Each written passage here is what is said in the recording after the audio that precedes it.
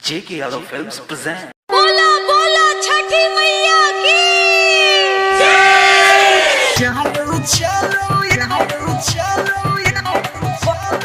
JK Yadav Films.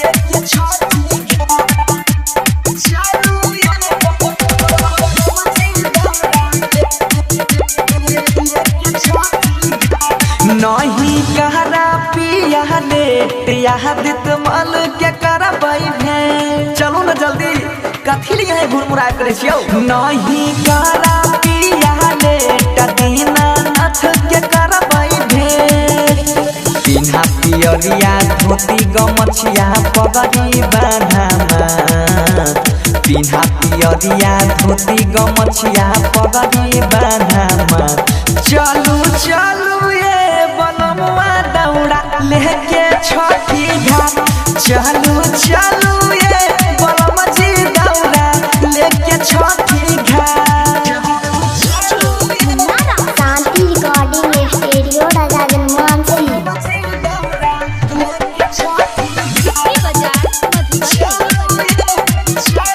JK Yadav Films. साल भर पयाबै छठी माई के पूजनमा बहरी नीक लागै सो भई सबके अंगनमा साल भर पयाबै छठी माई के पूजनमा बहरी नीक लागै सो भई सबके अंगनमा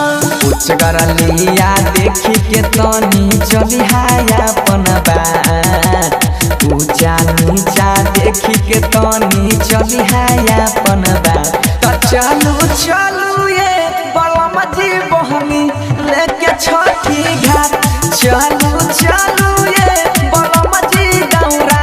लेके छठी घाट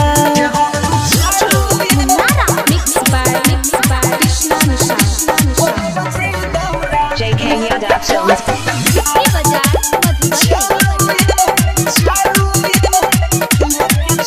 जल्दी से चला नहीं ते सूरज होई अस्त हो झूठो मूठो काम में हरदम रहै छो तो मस्त हो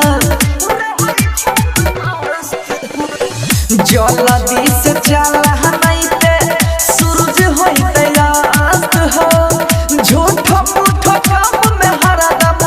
रहै छो तो मस्त हो राइटर सोनू बनसी धर के छोरी हानैला राइटर सोनू बनसी धर के छोरी हानैला चलू चलू ये बलम जी दौड़ा लेके छठी घाट चलू चलू ये बलम जी दौड़ा लेके छठी घाट शांति रिकॉर्डिंग स्टूडियो राजा मानसी JK Yadav Films.